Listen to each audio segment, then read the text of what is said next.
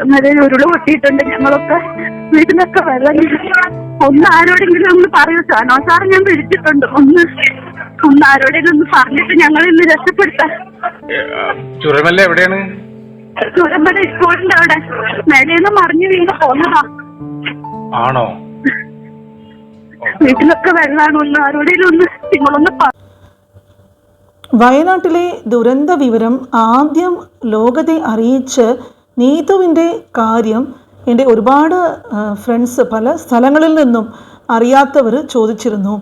പ്രധാനമായിട്ടും ഈ അറിയാത്തവർക്ക് വേണ്ടിയിട്ടാണ് ഈ വീഡിയോ ഷെയർ ചെയ്യുന്നത്. നൊമ്പരമായി ഈ ഫോൺ സംഭാഷണം കുറച്ച് സമയം കൊണ്ട് വൈറലായിട്ട് കത്തിക്കയറി. ആ ഫോൺ സംഭാഷണത്തിൻ്റെ ചില ഭാഗങ്ങൾ ആദ്യം നമ്മൾക്ക് കുറേ കേട്ടു നോക്കാം. നീതുവാണ്. ചൂരമല ഉരുള് പൊട്ടിയിട്ടുണ്ട്. ഞങ്ങളൊക്കെ വീട്ടിലൊക്കെ വെള്ളം. ഒന്ന് ആരോടെങ്കിലും ഒന്ന് പറയൂ സാനോ സാർ, ഞാൻ വിളിച്ചിട്ടുണ്ട്. ഒന്ന് ആരോടെങ്കിലും ഒന്ന് പറഞ്ഞിട്ട് ഞങ്ങൾ ഇന്ന് രക്ഷപ്പെടുത്താം. ചൂരമല എവിടെയാണ്? ചൂരമല സ്കൂളിന്റെ അവിടെ മേലേന്ന് മറിഞ്ഞു വീണ് പോന്നതാ. ആണോ? വീട്ടിലൊക്കെ വെള്ളമാണ്. ഒന്ന് ആരോടെങ്കിലും ഒന്ന് നിങ്ങളൊന്ന് പറ.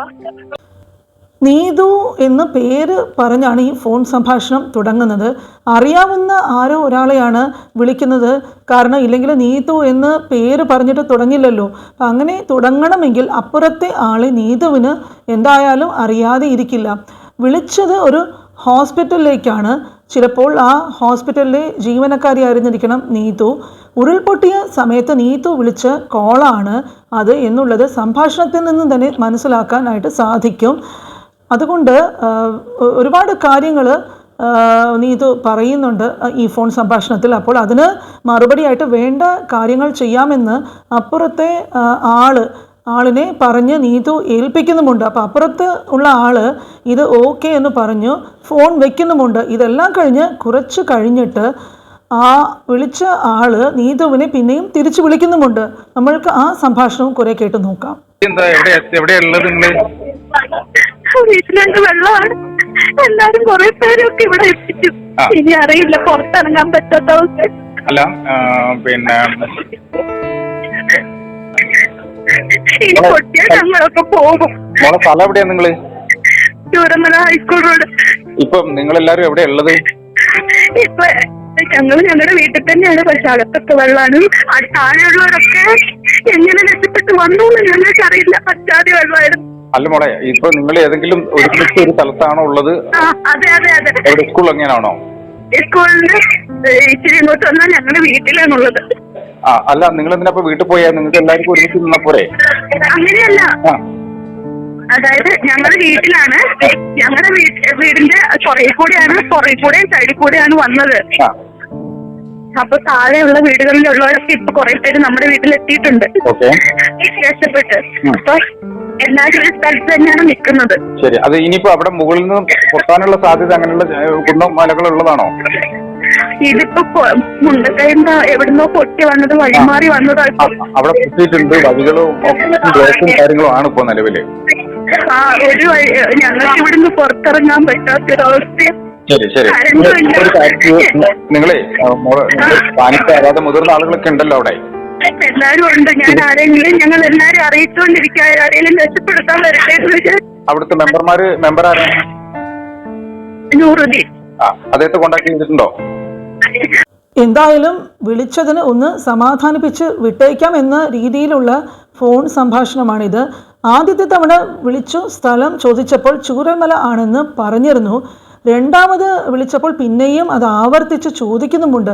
എവിടെയാണ്, വീട്ടിലാണോ അതുപോലെ ക്യാമ്പിലാണോ എന്നൊക്കെ കൺഫർമേഷന് വേണ്ടി ചോദിക്കുന്നത് പോലെയാണ് തോന്നുന്നത്. കുറേ കാര്യങ്ങളൊക്കെ ചോദിക്കുന്നുണ്ട്. ഒരു പക്ഷേ ഈ വിളിച്ച ആൾക്ക് ഉരുൾപൊട്ടലിൻ്റെ ആ ഗൗരവമായ ഒരു സ്ഥിതി ഇല്ല, സീരിയസ്നെസ് മനസ്സിലാക്കാത്തത് കൊണ്ടായിരിക്കും ഇങ്ങനെയൊക്കെ ചോദിച്ചു കൊണ്ടിരിക്കുന്നത്. ആ സമയത്ത് ചെയ്യേണ്ടിയിരുന്നത് പെട്ടെന്ന് തന്നെ ബന്ധപ്പെട്ടവരൊക്കെ അറിയിക്കുക എന്നായിരുന്നു. പക്ഷേ ഇയാൾ ചോദിച്ചുകൊണ്ടേ ഇരിക്കുകയാണ്. എന്തായാലും ബാക്കി ഭാഗം കൂടി ഒന്ന് നമുക്ക് കേട്ടിട്ട് വരാം. ഓക്കെ. അപ്പോൾ നിങ്ങൾക്ക് പെട്ടെന്ന് മാറാൻ പറ്റുന്ന സ്ഥലം എവിടെയാ? ഇല്ല, എവിടേക്ക് ഞങ്ങളുടെ വീടാണ് ഇപ്പൊ സേഫ് ആയിട്ട് തൽക്കാലത്തേക്കുള്ളത്. വേറെ ഇങ്ങോട്ട് ഞങ്ങൾക്ക് മുറ്റത്ത് പോലും ഇറങ്ങാൻ പറ്റൂല. മണ്ണും ചെളിയാണ്. എവിടുന്നൊക്കെയോ വണ്ടികൾ ഒഴുകി മുറ്റത്തെത്തിയിട്ടുണ്ട്. അതുകൊണ്ട് ഇവിടുന്ന് തൽക്കാലം എവിടേക്ക് ഞങ്ങൾക്ക് മാറാനുള്ള ഒരു ഓപ്ഷൻ ഇല്ല. അപ്പോൾ ഇതിൽ പുള്ളിക്കാരൻ വന്നിട്ട് സാധാരണ വളരെ ലാഘവത്തോടെ ബോധമൊന്നും ചെയ്യാത്ത രീതിയിലുമൊക്കെയാണ് സംസാരിക്കുന്നത്. അപ്പോൾ ഇത് പറഞ്ഞതിന് ശേഷം ഫോൺ വെച്ചിട്ട് പോയ വ്യക്തി പിന്നീട് നീതുവിനെ തിരിച്ച് വിളിക്കുന്നുമുണ്ട്. അപ്പോൾ ആ സംഭാഷണം കൂടി നമ്മൾക്കൊന്ന് കേട്ടു നോക്കാം. ശരി ശരി, ഞങ്ങൾ പരമാവധി അവിടെ പിന്നെ കോണ്ടാക്ട് ചെയ്യാൻ പരമാവധി ഇവിടെ എത്താൻ കോണ്ടാക്ട് ചെയ്യാൻ പറ്റുന്ന ആൾക്കാരെയൊക്കെ നമ്മൾ ബന്ധപ്പെടുന്നുണ്ട്. ഞങ്ങള്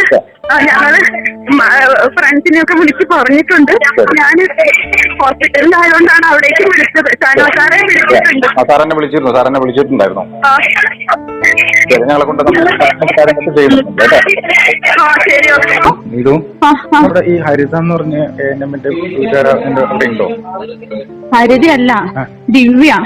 ദിവ്യജിനെ വിളിച്ചിട്ട് കിട്ടുന്നില്ല. അതല്ല അതല്ല, നമ്മുടെ നിങ്ങളുടെ വീടിന്റെ ആ ഭാഗത്തുള്ള ഒരു ഹരിതയുണ്ട് ഇവിടെ, നമ്മുടെ സൈക്കാട്രി വാർഡിലെ ANM ജിഡിയെ. അവളുടെ വീട്ടുകാരുണ്ടോ അവിടെ? അവരുടെ വീട്ടുകാര് ഇല്ല, ഞങ്ങളുടെ അടുത്തുള്ള വീട്ടുകാർ മാത്രം, ഒരു 5-6 കുടുംബക്കാർ മാത്രമേ ഇവിടെ ഉള്ളൂ. ആണല്ലേ? അതുപോലെ നമ്മുടെ ANM സ്റ്റാഫ് ദിവ്യ, അവരൊന്നും വിളിച്ചിട്ട് കിട്ടുന്നില്ല. ഞാനൊരു 1 മണി ആയപ്പോ വിളിച്ചു. വെള്ളത്തിന്റെ സൗണ്ട് പുഴയിൽ കൂടെ പോകുന്നുണ്ടല്ലോ എന്ന് പറഞ്ഞിട്ടേ. അപ്പൊ അത് ആരുടെ ഫോണാ? ചിന്നുന്റെ ആയിരിക്കും. അപ്പൊ ഞങ്ങൾ എഴുന്നേറ്റ്, ഞങ്ങളൊരാളെ വിളിച്ചിട്ട് വെള്ളം ഇങ്ങനെ ഉണ്ടെന്നറിയാം. അപ്പൊ ഞങ്ങള് പിന്നെ എഴുന്നേറ്റ്, ഞാനും പപ്പൻ ചേട്ടൻ എഴുന്നേറ്റ് നോക്കി. അപ്പൊ മുറ്റത്തൊക്കെ വെള്ളം, അത് ഉറവ മുട്ടിയ വെള്ളമുണ്ട്. അപ്പൊ പുഴയില് സൗണ്ട് ഉണ്ട്. പക്ഷെ അത് കഴിഞ്ഞപ്പോ ഭയങ്കര ചെളീന്റെയും ഇഞ്ചിന്റെ ഒക്കെ സ്മെല്ല് വേണ്ട. അപ്പൊ ഞാന് ചേട്ടനോട് പറഞ്ഞു, ചേട്ടയി ഇത് പോകുന്നുണ്ടല്ലോ എന്ന് പറഞ്ഞു ചെയ്തു. അത് കഴിഞ്ഞ് ഇപ്പൊ ആയിട്ട് ഇന്ന് വന്നു. കൊച്ചു കിടക്കുന്ന, അമ്മ കിടക്കുന്ന, അവരൊക്കെ എന്താ. ശരി ശരി, നീ ഒരു കാര്യം ചെയ്യ്, ഫോണിന്റെ ചാർജ് തീർക്കണ്ട. അത്യാവശ്യ കോഴ്സ് മാത്രം എടുത്താൽ മതി. നെറ്റ് ഓഫാക്കി വെക്ക് കേട്ടോ. അപ്പൊ ചാർജ് ഉണ്ടാവില്ല. പിന്നെ നിങ്ങൾക്ക് എന്തെങ്കിലും എമർജൻസി. ഇത്രയുമാണ് വൈറലായ ഫോൺ സംഭാഷണം. ഇതിനുശേഷം എന്ത് സംഭവിച്ചു എന്നായിരുന്നു അറിയാതിരുന്നത്. അപ്പോൾ അതിനെക്കുറിച്ചുള്ള വിവരങ്ങൾ ലഭിച്ചിട്ടുണ്ട്. അത് അടുത്ത വീഡിയോയിൽ ഷെയർ ചെയ്യാം. നീതു ആരാണെന്ന് നമ്മൾക്ക് അറിയില്ല. ഈ ഫോൺ സംഭാഷണത്തിൽ നിന്നും നിമിഷ നേരത്തിൽ വീഡിയോ വൈറൽ ആയി. ഈ വീഡിയോ കണ്ട പലർക്കും സംശയമുണ്ടാകാം. കാരണം നമ്മുടെ രക്ഷാപ്രവർത്തനങ്ങൾ ദ്രുതഗതിയിലായിരുന്നില്ല എന്നും ഈ വീഡിയോ കേൾക്കുമ്പോഴേക്കും സംശയം തോന്നാം. കാരണം കർണാടകയിൽ അർജുൻ്റെ കേസും ഇങ്ങനെ തന്നെ ആയിരുന്നല്ലോ. തുടക്കത്തിൽ കർണാടക സർക്കാരിന് വലിയ മൈൻഡൊന്നും ഇല്ലായിരുന്നു.